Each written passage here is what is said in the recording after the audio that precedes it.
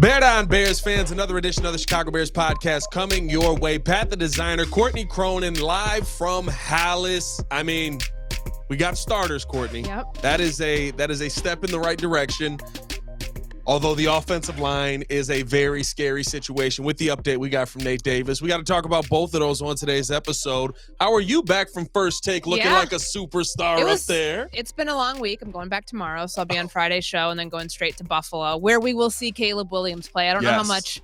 I think there's preseason games on Thursday night, so we will be talking a preseason football tomorrow and then what to expect from the Bears on Saturday. So football-centric, it's the best time to be on First Take. The shows go like that. They're real fast and there's a lot to talk about, but what we got from Matt Eberflus today was that was the foregone conclusion for a while that they were going to play Caleb Williams in spite of some missing pieces up front, and the big one being Nate Davis. And what we know now is a setback from Matt Eberflus, saying that Nate Davis did indeed have a setback during Sunday's practice when we saw him go to the training room, take off his pads, go through some work with the trainer, and then just, wasn't out in any team drills. So I know we'll get into that. That's a huge part of it, but one injury along the offensive line is not going to stop them from playing Caleb Williams. The health was a big factor in all of that, but to get Caleb out there, just to be able to go through the operation, like simple things or things that seem so simple in theory, he's got to start getting the reps with it against somebody else and at game speed. So I don't know what this range is. I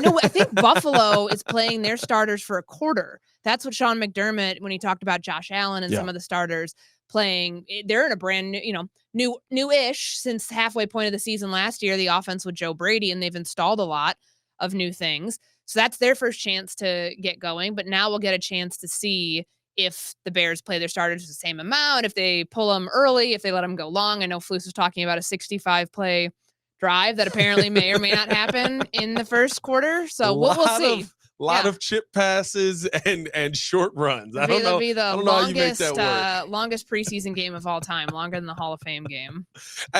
Here's the question, though, right? Because we got to see practice again today, and there's kind of been, I don't know if I want to say the word duck, right? But it's been an invasion of, to me, what this offense to us looks like when we ask Flus and when we ask Shane Waldron about it.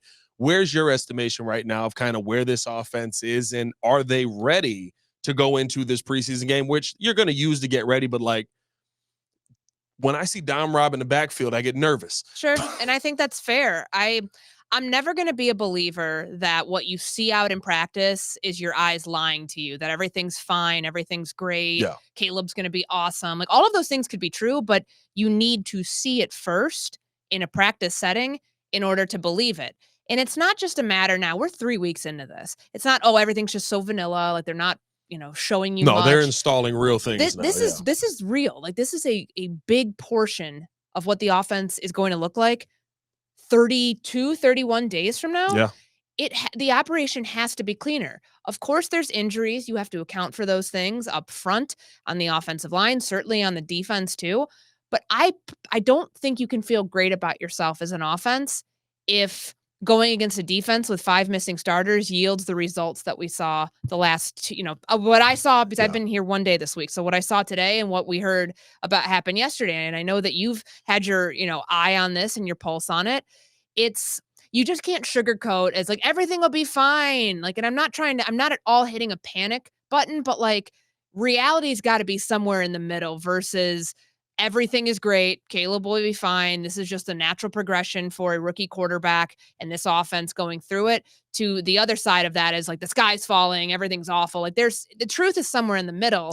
It's just when you talk with players and coaches about it, I don't think they're quite ready to go there just yet, because there truly is still quite a bit of preseason, but you got to call it how you see it. Like, today was not a good day for the offense. This week has not been been good for the offense. It's tough too, because right, like J Mac, he shed a little light, and he said something yesterday that to me I hadn't thought about from an offensive standpoint. But basically, that Shane Waldron's not scheming any of this stuff right now, so you almost need to go through these bumps and bruises so that he can figure out, okay, this is the offense. Which, let's be real, this is probably the offensive line we're running out with 4 of the 5 pieces. Maybe you've got some questions on Nate Davis, who we'll talk about more on there, where he could fit back in as a starter. But for the most part, this is probably your offensive line.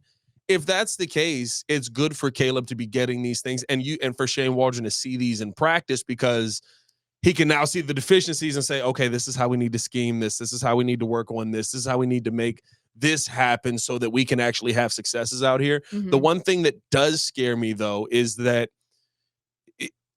the guys that are going to be playing for the Bills on Saturday can hit Caleb. Yeah. The guys that are going to be playing for the Bills on Saturday have been in this defense similar to how the Bears have before. They know what they're doing. They're going to be attacking you in a very real way. And not to say I don't want to see Caleb out there, but I just wonder if this offensive line is prepared for that, because there hasn't been this like, this is your 5, this is what you're rolling with. Yeah, not in the first day of pads, everything kind of fell apart when Nate Davis first got injured. I will push back on the idea of like, nothing will ever be perfect. Like, No. They're never going to have their continuity of like, okay, this is I have covered one team where the starting offensive line has remained the same throughout the majority of the season. That was the 2016 Oakland Raiders. Like that is an anomaly. Actually, 2. The Vikings were like that for a big portion of 2017. And usually your best offenses, your best teams don't have like the mixing the up front. Yeah. Like that's health. That's natural. That's what it's going to be if you can have those perfect circumstances. They don't. And I think it's the smart decision to play your starters in spite of not 100%. Having the perfect circumstances up front, because there's going to be a chance, like you pointed out, with Nate Davis, like we also don't know who the starting center is just yet. They keep saying that the starting center competition is going to continue. However, with Nate Davis now having the setback that could keep him out, he's week to week, according to Matt Eberflus, who knows how long he's going to actually have to stay out. Then you're going to end up going back with Ryan Bates over at right guard and Coleman Shelton at center. So you better get used to one of them for the majority of that. Yeah. And it's like, to play him in those circumstances, I don't think you can fear what's going to happen in terms of like the other parties that you're going to see, whether it's Buffalo, whether it's the defense that Cincinnati's going to show them a week from right now when it's joint practice, the Bengals game. And even if they want to play him in that 4th game against the Chiefs, it's never going to be a great situation when the guys that you expect to go into the season with on the offensive line, somehow that plan gets derailed in training camp. But that's the nature of the NFL. So they better figure it out and better figure out a workaround for issues with shoddy pass protection right now. And I think that's what I'm saying. I'm almost glad that Shane Waldron is seeing this, because this is, listen, you ran it back with 4 of the same 5 guys just about outside of the center position.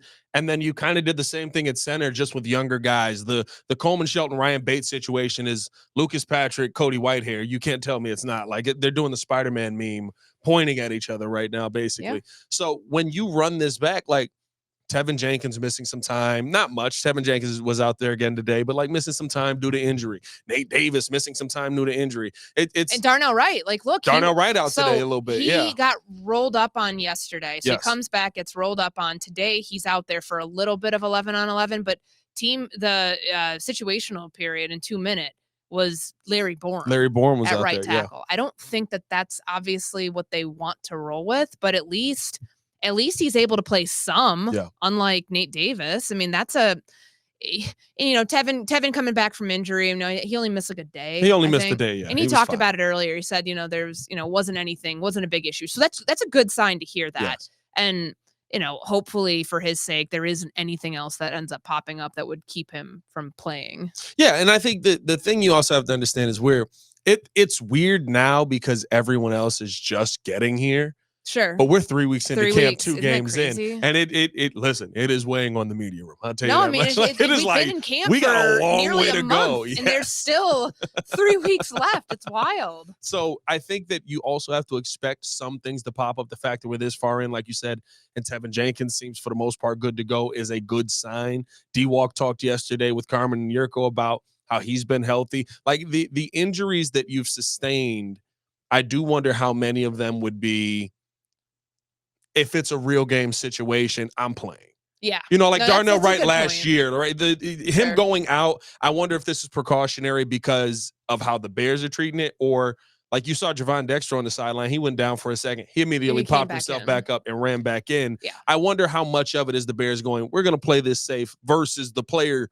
We saw Darnell Wright last year play with, he had 2 arms. Lance always is like, don't say he didn't have an arm. He had an arm out there. But essentially one of his arms was messed up for the second half of the season, and he didn't miss any time because of that. And that can go the same thing for the defense too, because remember, there's no Montez Sweat out there today. I mean, Andrew Billings came back, so that's a good sign for the interior of the defensive line. So it doesn't have to like all go on Zach Pickens. Oh, there's important reps for him to get in his place, but obviously they want their starting nose tackle out there.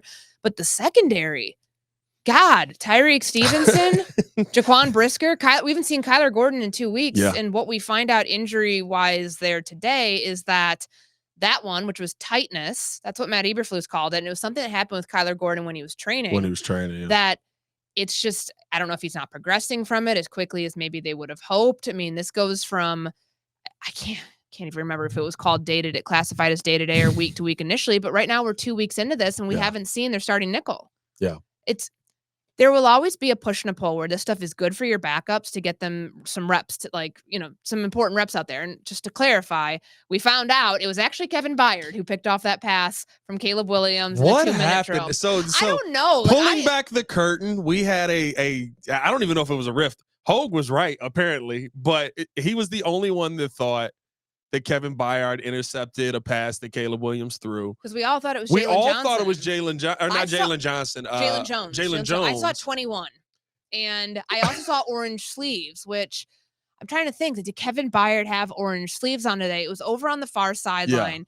And it was a play where Caleb's getting flushed out of the pocket and he forces the throw. Yes. Absolutely forced. They shouldn't have thrown it. And so but we all think, okay, we all saw 21. You hear Jalen Jones and you think, okay, Elijah Hicks had just picked off Caleb Williams in the 2-minute drill. And then again, that happens. Like, great work for your second team defense. And of course, Kevin Byard's a starter, but nonetheless, to be down that many starters on defense and for this first team offense to struggle as much as they have, I do think that's a bigger cause for concern other than, what is a really good defense? They are a really good defense.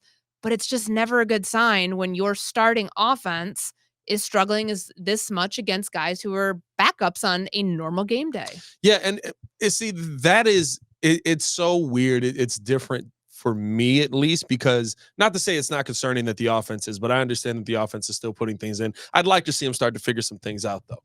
But to me, it does speak to one of the things that we talked about coming into this season and being true. The depth of this defense at the DB position, even though in the Hall of Fame game, I got real nervous on it. But the depth of this defense at the DB position seems to be something that they can also lean on. You saw Elijah Hicks go out there and get made a great break on the ball, intercepted it. Caleb forced it a little bit, but I still had to get in position for it. The very next play on that, Caleb tried to get it down to Gerald Everett, and Hicks right there, almost one hand picks it, but knocks the ball down instead. We're seeing these guys continuously make plays as well. I love the consistency that we're seeing on defense. I'd like to see more from the offense. I'm waiting to see more from the offense, but as a Bears fan, right? I weigh both as, that was bad. But the fact that these guys also know where to be is a positive for this team, especially to start the season. Yeah, I just when do those excuses become not valid anymore? That's what I wonder. Do we have to see it through a couple preseason games? Do we have to when does the panic or when can concern become legitimate issues? And panic's probably not the right word. When can that become valid? Okay, that's an issue. I think it's valid now. I think the conversation is more, where you're going to have to lean on, and at least on that side to start the season, it seems like that you can lean on those guys. And whether you're missing, defense, they can lean on. They knew they would have to, but growth-wise within this offense and what we've seen now for the last couple days, really for the last week in practice, they're going to need to get their health a little bit further up before I think anybody can feel confident of, okay, Montez Sweat's back. The rest of the 3/5, 3 out of the 5 guys in the secondary are back. You're going to feel better about it if you're this coaching staff, if you can just not worry about that aspect of, this guy's dealing with something. And I know you're right. Being cautious with injuries is an important thing to do at this time of year when it doesn't matter. But What did we see last year? A lot of starters did not end up playing in the preseason. And then, of course, the hindsight retrospect game that they all wanted to play was, we weren't ready for the season because we weren't playing in the preseason. Yeah.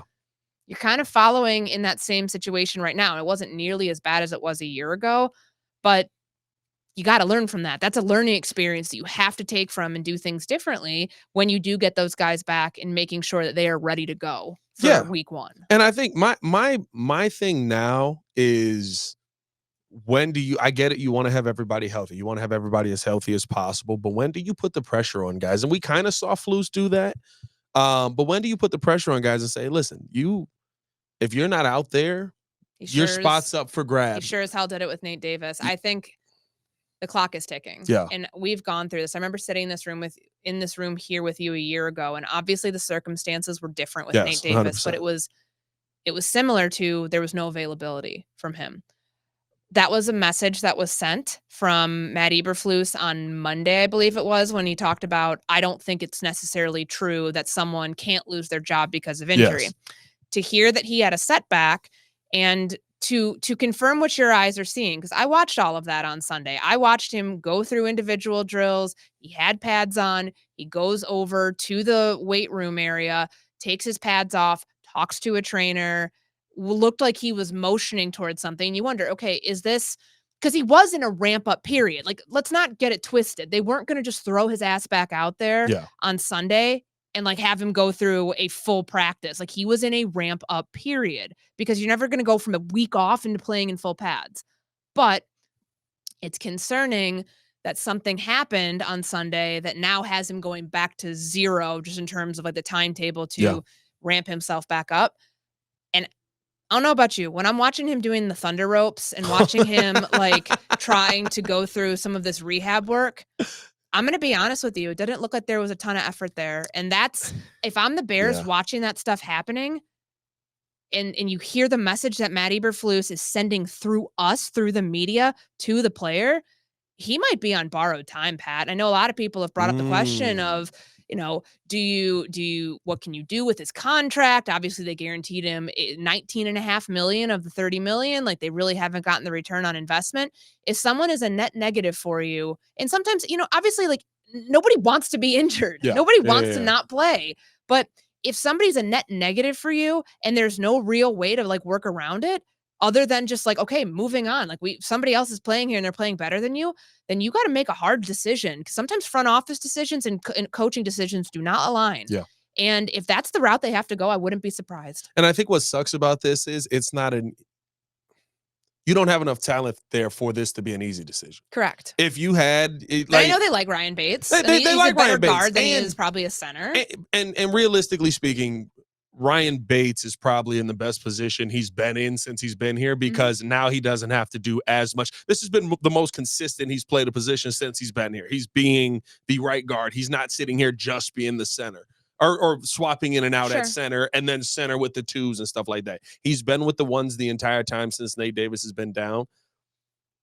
But it does say a lot that we're sitting here going, well, maybe you kind of got to keep Nate Davis. It tells you that Ryan Bates has not been spectacular at that position for you to go, well, yeah, it may, like, I'm fine with you liking a guy. I think that the Bears have done a good job addressing and bringing in a lot of guys that they like that affect the locker room in the right way. But Ryan Bates feels like a backup. Watching him out there, it feels like a backup in a starter's role.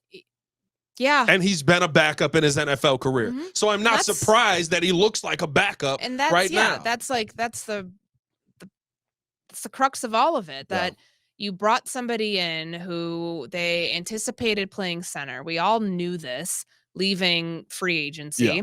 And then all of a sudden you have a center competition. Okay, well, the center competition then gets put on pause when your starting right guard goes down, who apparently would remain your starting right guard no matter what. And then now all of a sudden that's not necessarily the case. Like, they got to get their messaging right, because Shane Waldron definitely said, what was this, a week ago? That he was like, there is no right guard competition. As long as, if he's healthy, he's in there. And the head coach is always going to say, like, everything's up for grabs. Yeah. Right? Tyson Bagent has a shot, guys.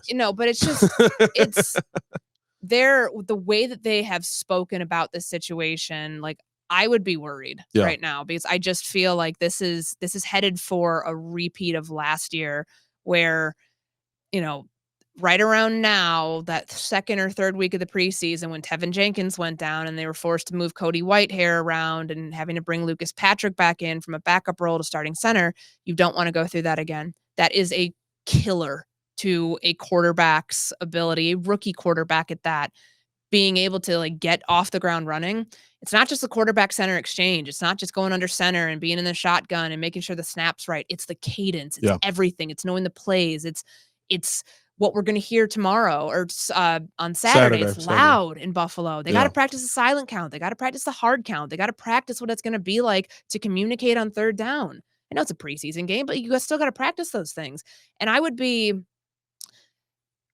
it's a tense, it feels like this is a very tense situation right now that is kind of coming to a head.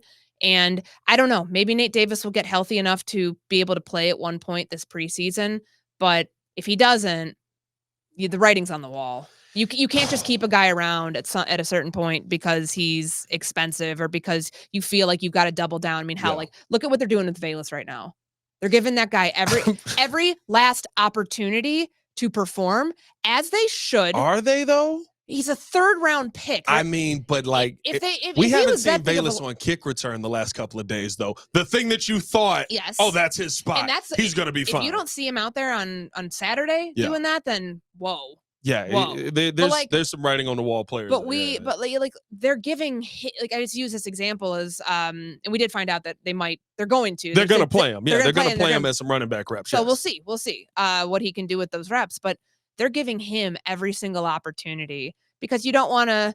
It's a bad look on the front office if you have to cut a third-round pick before his third season in the NFL. They don't want to do that. They don't want to do that. Well, with Nate Davis as a free agent coming in, you've spent this money on this guy. It's not working out. At some point, you've got to cut your losses because that position is a weak link right now with his injury history and the fact that it's causing them to have to move around and not put your quarterback in the best possible situation to succeed. Can Caleb Williams get around a shoddy offensive line?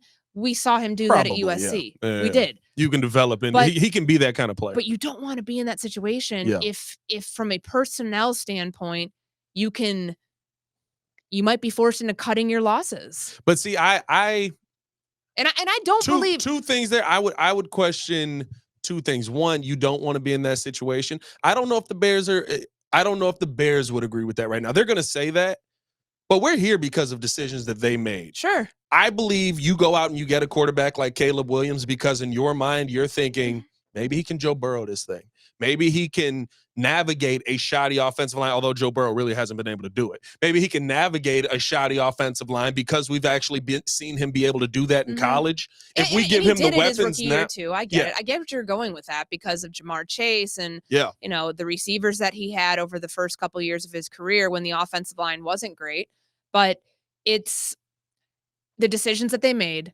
When obviously they just paid DJ Moore. They went out and traded for Keenan Allen. They went out and got Rome Odunze. They're prioritizing that over the offensive line. You're spot on about that. But I think you have to do that because they were at such a devoid of talent at that position that they felt, all right, what's the more important thing that we need to address right now? And we can all go back and look and say, in hindsight, and say, oh, well, they could have gone after this guy in the interior of the offensive line as their weak link. We could have gone after this. They could have gone after that. You did kind of address it, I guess. Yeah. Karan hasn't been out there. But they drafted him knowing that he has a quad injury. Exactly. Like that. You know what I mean? Like, I guess you tried to address it, maybe a long-term addressing of it versus like right now. But I think like, this is the team that the Bears wanted to field.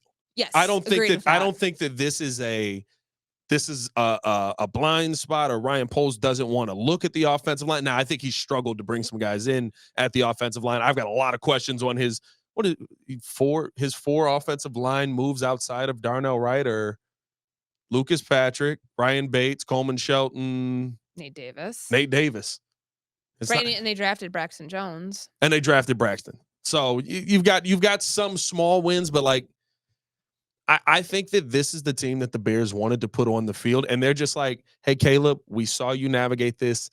You might have to deal with this for a season.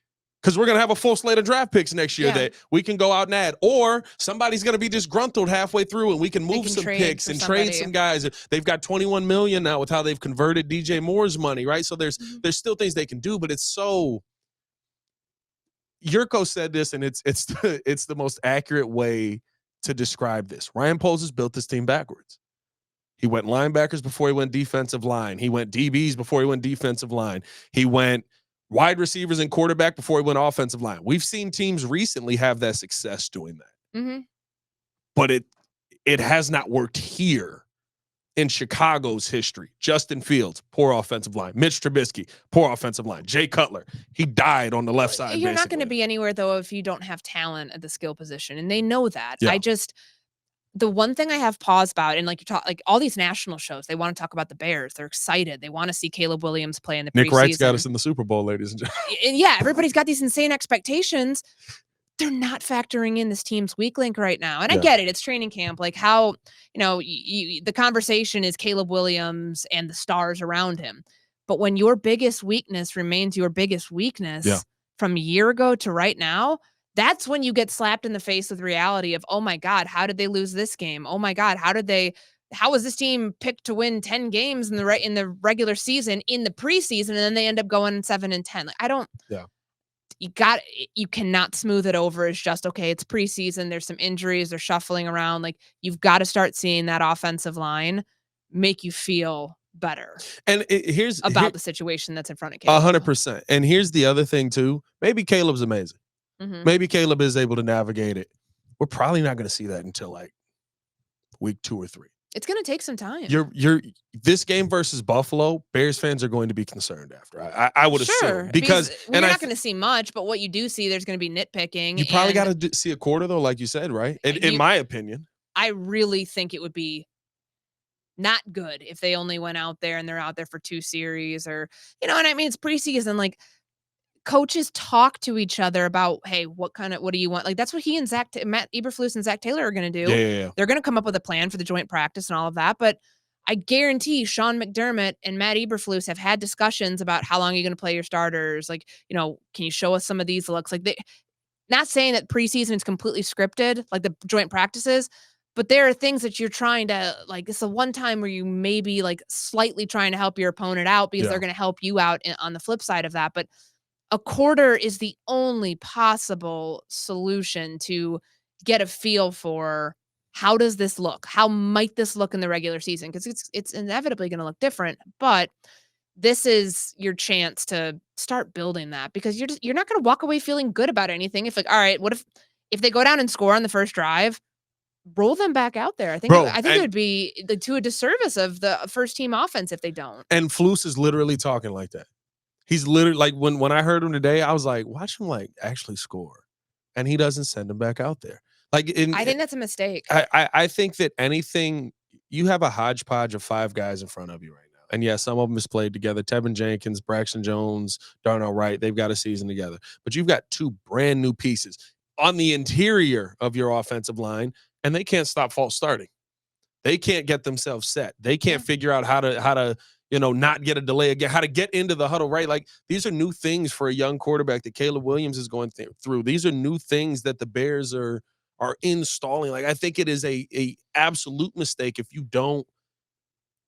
Tom Thayer said this offensive line needs 1,000 snaps with the quarterback. They're probably not going to get there, but you need to get as many of them in as you can. I agree. And as much time as you can. Like, even if it means throwing them out there for a series in the Chiefs game, even if it's not real and you just want to because Caleb doesn't have reps calling plays. Yeah. Caleb probably hasn't called a play since high school. Well, and they ran a pro-style offense in high school. And he hasn't been under center since high school. Obviously, like, even just getting the play in your headset. Because remember, clock shuts off at 15 seconds. Yeah. So what if they're in a place where the headsets don't work great and, he can't get the play call in? Like, if he's got to audible at the line, which you don't want to put a rookie in that situation like too frequently unless it's a do or die situation. But like, what's the kill call? Like, what's the, how do you have to flip the protection? Like, all of the things that Caleb's talked about when he said the reps are paramount, you need to start getting those situations. And honestly, I think you'd want to rep a crisis, quote unquote, crisis situation of, okay, headsets go out. how does the quarterback respond to that? Do we have to take a timeout? Are they taking a delay a game? Like, you don't want that, but putting him in a situation where he's got to feel the fire there of, all right, something went awry, because things can go awry in games. Like, how do you respond to it? Yeah, it's going to be interesting to see. I think the other thing that you said that would be tough in my mind for the Bears to do is talking about moving on from Nate Davis if things went nuclear in this situation. Well, he's right? back at square one, square one, whatever you want to call it. Yeah. For his sake, and I just wanted to say like one thing about this, because I checked in on this the other day.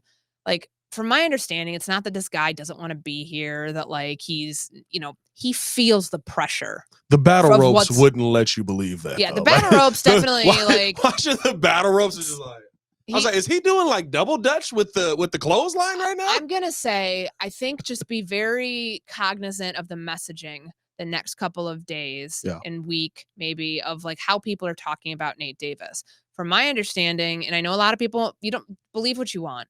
Like, he knows what's being said about him out there. He knows that the pressure's on him because, they can't just like afford to be like, all right, well, you're hurt, but you're still our right guard. He's got to get back there.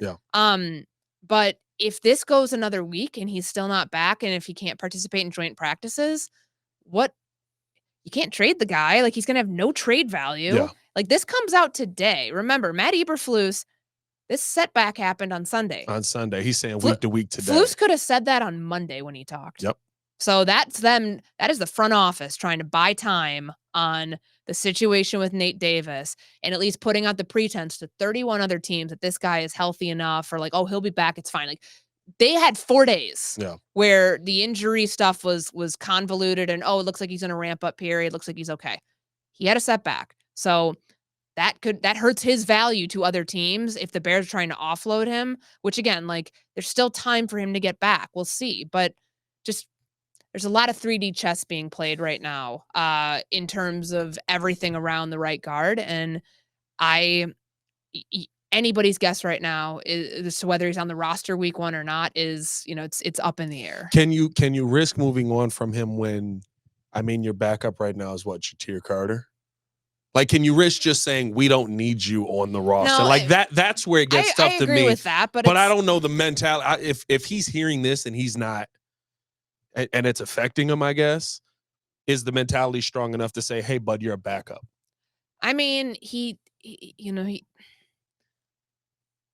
It's not a situation any starter would want to be in. But like, if they have to go that route where they're like, hey, this is our best 5 and he's not one of them, like, what's he gonna do? Quit? What's he gonna do? Seriously, like, what's he gonna do? Like, he could attack the game the way he's attacking those battle ropes. I'm not gonna lie. That we're reading way too much into that, but it was a bad. I wish y'all could have seen it. It was a bad look for Nate. He was terrible. He was out there like. Meanwhile, who was it? Was it Ian Wheeler was next to him? No, I think it was Byron Coward. Was it Byron Coward? Like, just losing his mind on him. Yeah, like doing a really hard. Like, battle ropes are hard, but like the way that he just looked disinterested today. And body language is everything. When you're like a player that's rehabbing, trying to get back on the field, you got to look the part as much as you are like acting the part of like going through your rehab and all of that. And you can only read into it so much. We're not in the training room with him. We don't know what's going on. But the bottom line here is, and what has been put out by the staff is, he's on borrowed time. Like, his position is not safe just because he was the starting right guard before he went down. No, 100%. Another guy that we talked about that I guess I want to go a little more in depth on is the Velus Jones situation. Sure. Listen, I get the, like, we're finally going to try him out at running back, maybe a year late, but I get it, right? Like, maybe he's Cordero Patterson. Maybe this works. They take him off a kickoff, at least for the last couple of days, which to me is a major shock because he was a starter, right? He was a starter, so he didn't play in the Hall of Fame game. Why do we need to see him in this new kickoff rule? And then Flus afterwards says it's an open competition for kick return. Yeah, you know what I mean? Like, all of a sudden I'm confused on that. But it's not like you put him in a running back room that like Ian Wheeler and Roshan Johnson are the only 2 options. Yeah. This is a loaded running back room. And Khalil He's Herbert's not going to break it. No, He's not going to be one of the best 3 running backs in the next 2 weeks. Saturday, if you had to ask me who is this preseason game the most important for, Obviously, you're going to say Caleb Williams, number one, because he's the rookie quarterback. He's got to get these reps. Number two is Velus Jones. Number two, without question, is Velus Jones, because we need to see, is he going to be on kickoff return? Because it's a little weird that he was your starting kickoff returner, getting all the reps up until last Thursday in Canton, and now he's not. What changed? Not even in the drill. Like, yeah. Like, not even a part. Maybe they're just trying to, like, super focus, like, only focus on running back. And if that's the case, then okay, then that's going to, and if it does work out at running back, because we were told this is going to be this block. So right now through the Buffalo game, then they'll reevaluate. Did it work? Did it not? Are they going to continue with it? Or are they not? If they continue with it and you don't see him on kickoff, maybe it's because they feel his plate can only handle what he's being asked to do as a running back. Yeah. Which then you have another open competition for kickoff returner, whether that's Tyler Scott, whether it's John Jackson trying to find some way onto the roster for certain guys. Special teams, and like we'll get to see the kickoff again, which will be cool to see how, now that they've had like more time to rep it after the first preseason game. Yeah. That's, keep an eye on it, because there's a lot of moving parts right now, and the fact that their kickoff returner was not there last week is not concerning. It's just, it might tell you something about how they feel, where he can best fit on this roster. And maybe that opens up a spot for an undrafted guy like John Jackson to get on the roster. The one thing that I'm really like, I would love to see Velus work out. It seems like anytime he's got the ball in his hands, he's a phenomenal athlete, but they've tried him on both sides of special teams. They took him off of being a gunner. He was doing that for a little while. I think in the second week of training camp, he was kick return one guy. Then we didn't see him get any returns, and now he's not a part of it. Now you've thrown him basically exclusively in there at running back. This doesn't seem like we're trying to just find a way to keep this guy on a roster. This seems like we really don't know what you can do out here. We're trying to find anything that you can do. Like, don't be surprised if you see him at DB next week just to, like, test something out. Like, that's what this movement feels like, because it's not, hey, why don't you try this and keep the duties that you have? It's like, we're going to take this off your plate, see if you're good at that. And that, to me, leans more in we're running out of options. And remember, he's not a normal third-year player in terms of age. Yeah. He's like 27 or 28. Yeah. Remember, he was drafted at 25. Yeah. So he's an older third-year player. If I'm just being completely frank about it, front offices don't typically can a third-round pick before their third season. Yeah. And it's not like he's done anything. Like last year, I mean, he was fine. It's fine. He was fine. Rookie season was a disaster. Yeah. But like, he's got 11 catches throughout his career. He's a gadget guy. Like they're going to try to find every possible way to justify that pick. And I don't fault them for doing it. It's just, okay, hope it works. Yeah. Hope it works, because if not, and it, if you're keeping somebody on a roster spot that like could go to somebody else, they would end up having it go to somebody else. They're not dumb. Yeah. Like if there is somebody that like maybe it's a seventh cornerback, I don't know. Like what Flus was saying about the wide receiver room and how when you have the guys like fourth, fifth, or sixth, whatever it is, like way down the depth chart, you have to try to find more options for that player, specifically when they are your draft pick, your first draft class. Give him more opportunities. You have to exhaust all options. Yeah. And they can't, in good faith, say, all right, we're done with this experiment until they go through this last part of it. Unless they want to, like, again, like, try him at another position. I don't know. Like, I'm literally to the point now where I'm confused on the Velus situation. I thought it was, I'm like, all right, he's a kick returner. It's fine. All he is a kick returner. Fine, whatever. He's out there. Now it's like he's not even a kick returner. And I know some people have said this too in the comments. I'll be in the comments. Don't worry about it. This is a running back drill kind of on the kick return now. So they're testing him out at running back so that he can get reps kind of figuring out how to play the running back, and he'll know how to return kickoffs. Not when all the runs that he's getting are to the outside. Yeah. You know what I mean? Like, if it was just like run between the tackles. Wishful thinking right there. You know what I mean? But like some of his best plays that we've seen, 11 catches are to the outside. Yeah. He's got the end around, jet sweeps. Like we saw that in training camp before they decided to experiment with this running back thing. He has the speed to get to the edge, and that's good. Can you use it effectively, and can it help your offense move vertically? Like that's what's got to be the bottom line here. Less left and right this year would be great. Yeah, like, finding a way for him to contribute. Just like That's the baseline for this guy. And, some people have leashes that are longer than others. He is one of those players because he's a 3rd-round draft pick. But if this doesn't work out, if they don't feel like he's an option back there, then you got to cut your losses. Kind of like bring it back to the Nate Davis thing. Eventually, you have to realize, okay, is this just a net negative that's never going to help us? Yeah. Can we move on and feel in good faith that we did everything we could to exhaust all options to make it work? And if the answer is yes, then that's a pretty easy decision. I think if I could see one thing from Saturday's game, if I could find out that this offense could go forward, that would be just phenomenal. Yeah. And I know that seems something small.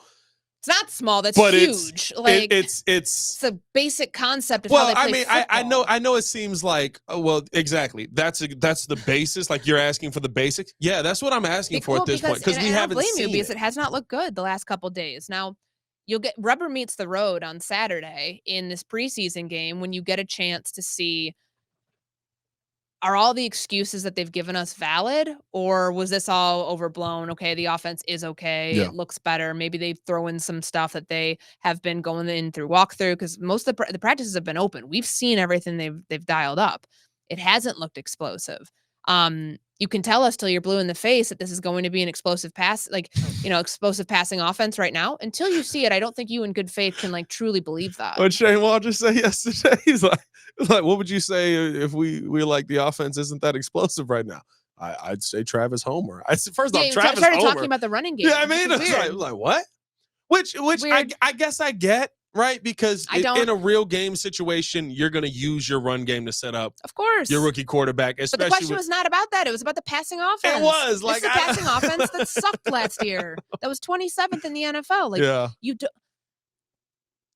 That is not valid. That is not a valid excuse. Yeah. And now you get a chance this weekend to start seeing, okay, is it all bullshit, or is it at some point are you going to start to see, okay, it's actually working? Yeah. We'll see. Hopefully this offense starts to finally get it together. Hopefully just getting a game situation. Sometimes that is what you need. Hey, this is real. And have a play caller in that situation. Shane Waldron's called plays. It's not like this is his first time doing it, but it's just good to get those reps for everybody. 100%. So hopefully we see that work out. Saturday's going to be fun. We got plenty coming to you here on ESPN. There's 8 hours of coverage, I think, outside of the game, the pregame show, the pregame show with Sylvie and Dion. We got the postgame show with Yurko and Peggy. Of course, the postgame show with the designer, Jeff Meller, and I think J-Mac will be on there. I have no idea. He's going to be in Buffalo, so he may not show up. But hey, with all that said, ton of coverage coming you guys' way. Stay tapped in with us. For Courtney Cronin, it's your boy Pat the designer back at it again. Y'all stay safe out there, Chicago. Bear down. Hopefully we get this offense figured out.